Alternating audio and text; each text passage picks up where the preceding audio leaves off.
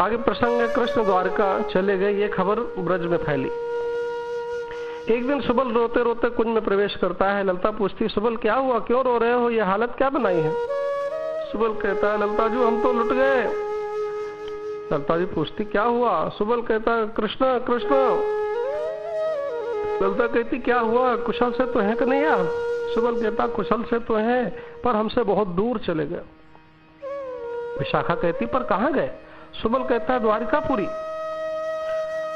ललिता कहती, यहाँ का क्या कष्ट था कि जो द्वारका चले गए? सुबल कहता है कि जरासंध 18वीं बार आक्रमण करने आया था, तो मथुरा वासियों के हित के लिए समुद्र के बीच स्वर्ण नगरी द्वारिका बसाई थी, वहां चले गए। विशाखा ये सुनते ही चिल्लाती, हा कृष्ण, हा प्राणनाथ, ये क्या किया? यहाँ मथुरा में आप पास में थे, तब तक तो मिलन की आशा थी, अब कैसे मिलेंगे? सब सखियां रोती हैं, सारे ब्रज के घर घर में रुदन की आवाज आ रही है, हा कृष्ण, हा कन्हई। और राधा के श्रवण से ये आवाज हृदय में पहुंची और राधा ने नेत्र खोला। सुबह ललिता विशाखा आदि को भूमि पे लौटते और रोते बिलखते देखा। स्वामिनी आश्चर्य में ललिता जी से पूछती हैं, ललिता जू, कहती है, प्यारी जू, कृष्ण के दर्शन अब दुर्लभ हो गए। राधा जी पूछती हैं, क्यों? ललिता कहती, जरासंध के आतंक से मथुरा वासियों को बचाने के लिए समुद्र के बीच नगरी बसा के वो तो वहां सदा के लिए चले गए। यहाँ थे तो आ भी सकते थे, हम उन्हें बुलाने भी जा सकती थी, सखाओं सखियों के संग संदेशा भी भेज सकती थी, लेकिन अब कैसे मिलन होगा? राधा स्तब्ध रह गई, जड़ हो गई, हृदय में भारी चोट पड़ी। ललिता विशाखा भी घबराई, दोनों कृष्ण कृष्ण का उच्चारण करने लगी। राधा कृष्ण नाम से होश में आई, पर क्रंदन करने लगी, बोली, हे सखी, इस प्रबल विरह में उनके लौटने तक मेरा जीवन नहीं रह सकता।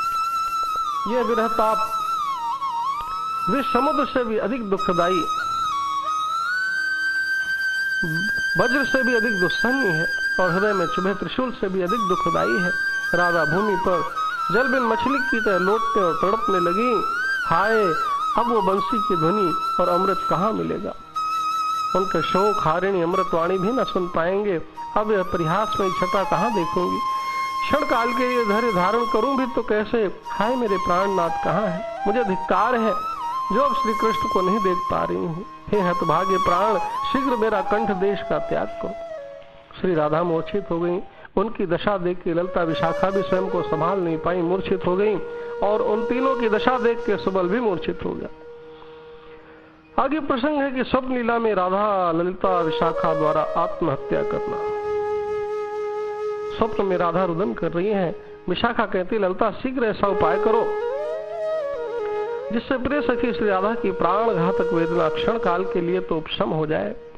ललिता कहती है, कमल नैनी श्री राधे, हम सबको यह आशंका हो रही है कि कौतुकी श्रीहरि अक्रूर के आगमन की माया फैला के हम सबसे परिहास कर रहे हैं, क्योंकि श्री कृष्ण तो कभी वृंदावन कुंजों का परित्याग करने में समर्थ नहीं। अतः हे सखी, श्री कृष्ण न तो मथुरा गए न द्वारिका, चलो उन्हें कुंजों में ढूंढे हुए अवश्य वहां मिल जाएंगे। विशाखा कहती, ललिता वास्तव में तुम विचक्षणा हो, तुम्हारा कहना ठीक ही है। श्री राधा कहती, सखियों यह बात भी कोई असंभव नहीं, वे मथुरा भी गए थे तो कंस को मार के आ गए थे, चलो सब मिलके उन्हें ढूंढो। सब थोड़ा भ्रमण करती हुई वन में आगे बढ़ी तो हिरण्यों का समूह देखा। उन्हें देख के पूछने लगी, क्या तुमने कन्हैया को बंसी बजाते देखा है? आगे मयूरी और मयूर को देखा तो पूछने लगी, हमें बताओ श्रीहरि किस कुंज में छुपे हैं? हे गुंजावली, तुम तो उनके वक्षस्थल पर विराजमान होती हो, तुम ही बताओ, कन्हैया को देखा है? ललिता कहती है, प्यारी जू, हम श्री कृष्ण को खोजते खोजते सखी थड़ा आ गए। राधा कहती, हाँ, यही हमारी बहन चंद्रावली भी रहती है, शायद उसे पता हो, उसने प्यारे को देखा हो। विशाखा कहती, वह तो कराला के भवन में आबद्ध होके दुर्बल हो रही है। राधा कहती, तब चलो गिरीन्द्र गोवर्धन से पूछे। हे गोवर्धन, तुम तो हरिदास हो, ऐसा अनुमान किया जाता है कि श्री कृष्ण तुम्हारे अंक में निवास करते हैं। आप दया करके शीघ्र ही दुर्गम गुहा द्वार खोल दो एवं श्री दामोदर का मुझे दर्शन करा के मेरी विरह पीड़ा शांत करो। राधा कहती, हाय सखी, मैंने तो सब कुंज देख डाली, वृंदावन के सब स्थानों पर ढूंढ लिया, अति घने भांडेर भटकी, तमालवन की सारी भूमि देख डाली, गोवर्धन पर्वत का अंग अंग खोज डाला, परंतु ललिता कहीं भी तुम्हारे बंधु की गंधलेश भी मुझे प्राप्त नहीं हुई। ऐसा कह के मूर्छित हो गई। विशाखा कहती है, ललिता, मैं कमल दलों को शीघ्र लाती हूँ, तब तक तुम श्री राधा को अपने पटांचल से हवा करो। राधा कहती है सखी न जाओ, मेरे पास यहीं रहो। ललिता सखी कहती है सखी राधे धैर्य धारण करो। श्री राधा नेत्र खोल के आकाश को देखती हुई बोली, हे दिवाकर देव, मैंने आपकी बहुत सेवा की है। आपकी पुत्री राधिका विलाप कर रही है, उसके अभीष्ट का साधन करो। सूर्य देव ने तुम्हारी पुत्री विशाखा जमुना को कहा, आज तुम्हारी सखी राधा देह त्याग करेगी, तू उसे मेरे पास ला। ललिता कहती सखी आओ, इस यमुना पुलिन में सूर्य की आराधना कर अभीष्ट से प्रार्थना करें। श्री राधा पुलिन में लौट के कहती है, हे कमल नयन, जिस पुलिन में तुमने हम सब गोप बालों के साथ प्रणय पूर्ण संतोष लहरी की रचना की है, उस यमुना पुलिन में हम सब व्यथित होकर पड़ी हैं। अतः तुम आलिंगन के द्वारा अब हमें प्रसन्न क्यों नहीं करते? ललिता कहती है, भगिनी जमुना, तुम सूर्य वंश की भूषण स्वरूपा हो, तुम्हारे पास मधुसूदन का वृत्तांत जानने के लिए हम सब आई हैं, तुम सब कुछ जानती हो। राधा कहती है, सखी जमुना, तब तुम्हारा ये नवीन तट मणिमय अट्टालिकाओं के स्पर्शाधिकारी कुंजों से सुशोभित होकर श्री कृष्ण की क्रीड़ा के ग्रह रूप में परिणत हुआ था और ऐसा कहकर मूर्छित हो गई। विशाखा कहती है, ललिता, वनमाली की मल्लिका माला को राधा की नासिका में धारण कराओ, और दोनों वैसे करने लगे। राधा जागृत हुई। बहुत देर बाद चेतना आई, बोली, ललिता, मैंने अभी एक भयंकर स्वप्न देखा है। वह स्वप्न बलवान होके जागृत दशा में भी प्रतीति उत्पन्न कर रहा है। मैंने देखा कि कोई दुरात्मा श्री कृष्ण के पीछे पड़ा है। श्री कृष्ण रथ से भागे जा रहे हैं। मैं दुस्वप्न जात विपत्ति की शांति कामना से जमुना में स्नान कर मुकुंद का दर्शन करूं। विशाखा कहती, चलो सखी, हम खेला तीर्थ काली दर पर जाए, वहां मुकुंद सरुदा क्रीड़ा करते हैं। ऐसा कहकर तीनों वहां चली। ललिता तट पे खड़ी रही। राधा और विशाखा जल में स्नान हेतु उतरी। राधा विशाखा जल में तो गई, तब राधा ने देहोत्सर्ग करना चाहा, अतः जल में डूबने की इच्छा से बाहर नहीं आई, उठी ही नहीं। विशाखा जी तो स्वयं जमुना जी हैं। उन्होंने सोचा जब राधा को अब तो राधा को पिता सूर्यदेव के पास ले जाना चाहिए, अतः वह भी संग संग जमुना बन के बहने लगी। ललिता थोड़ी देर बाद समझी कि दोनों बह रही हैं, तो वो तड़प उठी, हाँ धिक्कार है मुझे, अब उन दोनों के बाद मैं भी डूब रही हूँ। उसी वक्त मुखरा, नानी व वृंदा भी आ गए। दोनों ललिता को खींच लिया।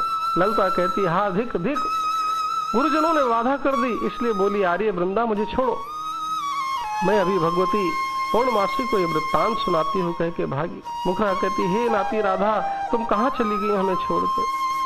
वृंदा कहती, हाय हाय राधिका, तुमने देह छोड़ा, ये सुन के माधव की क्या दशा होगी। आकाशवाणी। शिव शिव, राधा कृष्ण की प्यारी सखी ललिता ने पर्वत संग से गिर के देह त्याग किया।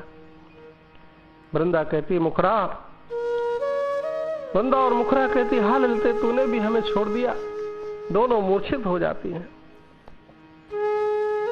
यहां विशाखा और राधा को लेकर सूर्यमंडल में सूर्यदेव के पास विशाखा पहुंची, सारी बात सुनाई। सूर्यदेव ने कहा, पुत्री धीरज धारण करो, समय आते मैं तुम्हारा विवाह द्वारकानाथ कृष्ण से करा दूंगा। आज से तुम्हारा नाम सत्यभामा और विशाखा का नाम कालिंदी होगा। दोनों समय की राह देखती सूर्यमंडल में रही, और उधर पर्वत श्रृंग से ललिता जी गिरी। वहां जामवंत पर्वत के नीचे गुफा में रहता था। उसने गिरती हुई ललिता को उठा लिया। जामवंत ने पूछा, पुत्री क्यों आत्महत्या कर रही हो? तो ललिता जी ने सारी बात बताई। जामवंत ने कहा, तुम मेरे यहाँ पुत्री बन के रहो, मैं समय आने पर तुम्हारा विवाह द्वारिकानाथ कृष्ण से करा दूंगा, और आज से तुम्हारा नाम जामवंती है। इस प्रकार स्वप्न लीला में राधा, ललिता, विशाखा ने आत्महत्या कर नया जीवन सत्यभामा, कालिंदी और जामवंती के रूप में पाया। तीनों स्वप्न अवस्था में छाया रूप से वही है, मगर वैसे मूल स्वरूप से वृंदावन के कद्दीवत में मूर्छित लेटी हैं, और अन्य सखियां उनकी सेवा करती रो रही हैं। सुबल को होश आया और वह वृषभानुपुर जाके राधा, ललिता, विशाखा की दशा कहता है। सारा ब्रज राधे श्याम की पुकारों से गूंज उठा। पूर्ण परात्पर परब्रह्म श्री कृष्ण भी उन्हीं के साथ करली वन में है। वे वृंदावन छोड़ के और राधा को छोड़ के कभी कहीं नहीं जाते, परंतु सबके सामने प्रकट होने के लिए श्री विष्णु का लीला विग्रह चाहिए। बाकी तो राधा व नित्य सिद्ध को ही देखते हैं, परंतु सबको नहीं दिखते, इसलिए उनको अप्रकट बताकर ही यह लीला हो रही है। राधा कृष्ण के सिवा किसी की नहीं, इसलिए उनकी छाया जैसे लक्ष्मी सरस्वती बन के विष्णु ब्रह्मा जी के संग है, वैसे अपनी छाया रूप से राधा वसुधा का अंश लेके सत्यभामा बनी, क्योंकि ब्रह्मा विष्णु शिव श्री कृष्ण से ही प्रकट है और उनकी छाया का स्वरूप है।